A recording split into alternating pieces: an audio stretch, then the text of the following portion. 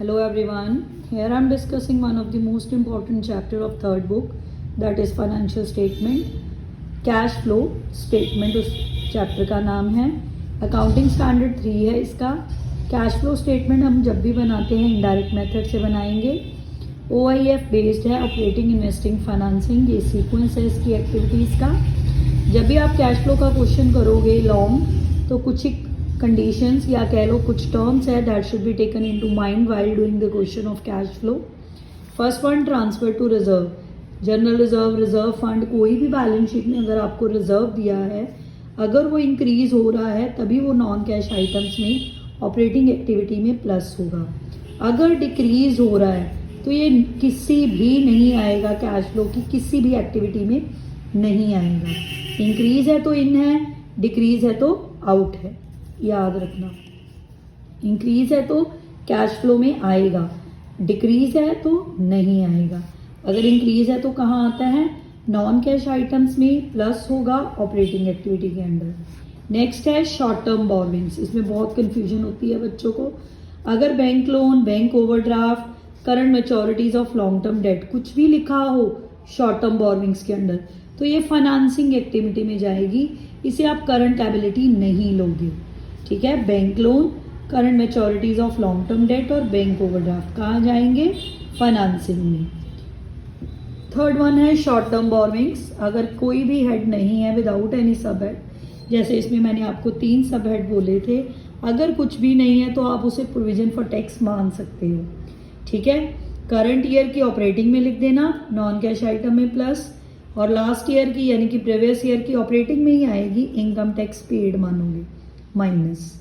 अगर कुछ नहीं लिखा, अगर आप मानना चाहते हो शॉर्ट टर्म बोरोइंग्स को, क्या मानोगे? Provision for tax. नहीं कुछ मानना तो आप इसे करंट लायबिलिटी मानकर ऑपरेटिंग एक्टिविटी में एडजस्ट कर सकते हो. नेक्स्ट है loss on sale of fixed asset, investment, non current investment. Non cash item में जाएगा प्लस ऑपरेटिंग एक्टिविटी के अंदर. अगर प्रॉफिट हो रहा है फिक्स्ड एसेट, इन्वेस्टमेंट या नॉन करंट में, नॉन कैश आइटम में जाएगा ऑपरेटिंग एक्टिविटी में, पर माइनस होगा. Loss add back, profit minus, जाएगा कहाँ? ऑपरेटिंग में. क्लियर? नेक्स्ट है cash and cash equivalents. Cash in hand, cash at bank, current investment, short term investment, marketable security. याद रखना ये तीनों एक्टिविटीज़ में कहीं भी नहीं आते. ठीक है, तीनों एक्टिविटीज़ में नहीं आएंगे, ना ऑपरेटिंग में, ना इन्वेस्टिंग में, ना फाइनेंसिंग में. ये एंड में जब भी आप आंसर निकालोगे, ओपनिंग प्लस करोगे, क्लोजिंग आपका आंसर होगा. किसी भी एक्टिविटी में ये 5 टर्म्स नहीं आती, याद रखना. सिर्फ एंड में जब आप net increase in cash, cash equivalent निकालोगे, या net decrease cash and cash equivalent निकालोगे, तीनों एक्टिविटीज़ को प्लस माइनस करके उस आंसर में इसकी एडजस्टमेंट है. C3S है, cash in hand, cash at bank, current investment, short term investment, marketable. जैसे भी आप याद करना चाहते हो, अगर SMC3 करना चाहते हो, short term investment, marketable security, cash in hand, cash at bank, current investment. जैसे भी आप लर्न करना चाहते हो, ये 5 टर्म्स को याद रखना कि इन्हें आपने किसी भी एक्टिविटी के अंदर नहीं लेना, आंसर निकालने के लिए यूज़ करना. क्लियर? नेक्स्ट है एडजस्टमेंट.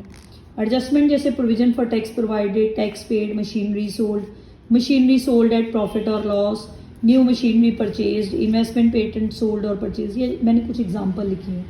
इस केस में आप क्या करोगे? अगर आपको किसी भी फिक्स्ड एसेट या इन्वेस्टमेंट या इंटेंजिबल एसेट के रिगार्डिंग एडजस्टमेंट गिवन है, प्रोविजन फॉर टैक्स के रिगार्डिंग एडजस्टमेंट गिवन है, तो आप अकाउंट्स प्रिपेयर करोगे. ठीक है, वो अकाउंट्स क्या हैं? पहला है प्रोविजन फॉर टैक्स. प्रोविजन या एक्यूमुलेटेड डेप्रिसिएशन, इसको भी प्रोविजन फॉर डेप्रिसिएशन ही बोलते हैं. प्रोविजनों का क्या कौन सा बैलेंस होता है? Credit. By balance brought down opening, to balance carry down closing. Opening credit, closing debit. ठीक है, अब ध्यान से देखना क्वेश्चन में गिवन क्या है. टैक्स पेड के प्रोविजन मेड या प्रोवाइडेड वर्ड लिखा हो, प्रोवाइडेड. अगर प्रोवाइडेड लिखा है तो यहाँ पे आएगा, या प्रोविजन मेड लिखा तो यहाँ पे, तो ये बैलेंसिंग फिगर होगी टू बैंक टैक्स पेड. अगर टैक्स पेड गिवन है तो ये आएगा, ये बैलेंसिंग फिगर होगी. एक टाइम पे एक ही निकलेगी, या प्रोविजन मेड या टैक्स पेड. ये कहाँ जाएगा? ऑपरेटिंग एक्टिविटी में एंड में माइनस, ये नॉन कैश आइटम्स में प्लस ऑपरेटिंग में। याद रखना एक बात ध्यान में कि जब भी आप किसी का अकाउंट बना लोगे तो आप बैलेंस शीट या नोट्स टू अकाउंट्स में फिगर ट्रांसफ़र नहीं करोगे, किसी भी एक्टिविटी में अकाउंट से करोगे। जिसका भी आप अकाउंट बनाओगे ना, अकाउंट से उसकी बैलेंसिंग फिगर ट्रांसफ़र होगी। नेक्स्ट अकाउंट है क्यूमुलेटेड डेप्रिसिएशन या प्रोविजन फॉर डेप्रिसिएशन का। इसका भी क्रेडिट बैलेंस होता है, by balance brought down, to balance carried down. ठीक है, यहाँ पे डेप्रिसिएशन किसकी आती है? जो आपने एसेट सोल्ड करा है। बाय P&L आपकी बैलेंसिंग फिगर निकलेगी। याद रखना यहाँ पे डेप्रिसिएशन किसकी आएगी? जो पार्ट आपने सोल्ड करा है। यहाँ P&L बैलेंसिंग फिगर निकलेगी। ये कहाँ जाएगी? ऑपरेटिंग एक्टिविटी में नॉन कैश आइटम्स में प्लस। ध्यान से देखो, ठीक है। नेक्स्ट आपका थर्ड मेन अकाउंट होता है एसेट। एसेट कोई भी हो सकता है, टेंजिबल हो, इनटेंजिबल हो, यानी कि गुडविल, पेटेंट, कॉपीराइट्स, किसी का भी, fixed asset, machinery, land, building, investment, कोई भी अकाउंट बनाना है तो ऐसे ही बनाना है। एसेट्स का debit balance, to balance brought down, by balance carried down. जो सोल्ड करा है, बाय बैंक सेल, अगर लॉस है इधर, अगर डेप्रिसिएशन है उस पर तो यहाँ पे सोल्ड पार्ट की। ठीक है, कई बार आपको क्वेश्चन में टोटल डेप्रिसिएशन दी होती है तो आप टोटल डेप्रिसिएशन लिखोगे, एक्यूमुलेटेड नहीं लिखोगे। ठीक है, जब टोटल लिखोगे ना उसमें सोल्ड पार्ट की इंक्लूड होती है। रिमेंबर इट, कई बार क्वेश्चन में दो डेप्रिसिएशन दी होती है, एक्यूमुलेटेड सेपरेट, एक डेप्रिसिएशन सेपरेट। तो आप ये वाली लिखोगे, ये नहीं लिखोगे अगर दोनों दी हो। अगर अकेली एक्यूमुलेटेड है तो एक्यूमुलेटेड लिखोगे। रिमेंबर इट, एक्यूमुलेटेड और डेप्रिसिएशन ये सोल्ड पार्ट की है। ठीक है, अगर सोल्ड पार्ट की एक्यूमुलेटेड दी है और टोटल डेप्रिसिएशन सेपरेट दी है तो आप डेप्रिसिएशन लिखोगे यहाँ पर। अगर सिर्फ एक्यूमुलेटेड सोल्ड पार्ट की दी है तो ये लिखोगे। क्लियर?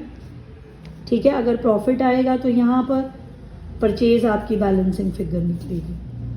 देखो ध्यान से, अगर क्वेश्चन में लिखा है कि furniture is sold for at a profit of 10,000, तो रिमेंबर इट कि आपको प्रॉफिट दे रखा है तो सेलिंग प्राइस निकलेगा, यानी कि by bank sale balancing figure निकलेगी।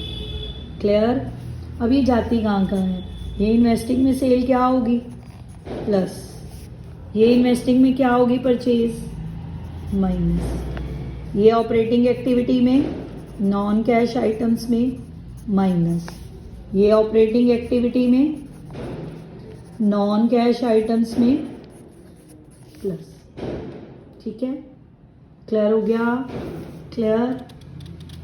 ध्यान रखना, लास्ट आइटम है इंटेंजिबल एसेट्स। गुडविल हो, पेटेंट हो, जैसे इसकी एडजस्टमेंट रिटर्न ऑफ परचेज या सोल्ड होगी। अगर रिटर्न ऑफ है ऑपरेटिंग में, परचेज सोल्ड इन्वेस्टिंग में। अब बड़ी कंफ्यूजन होती है, 2 साल का बैलेंस दिया, अगर कम हुआ तो रिटर्न ऑफ मानना, अगर सेल की एडजस्टमेंट नहीं दे रखी तो हमेशा रिटर्न ऑफ मानना है इंटेंजिबल एसेट को।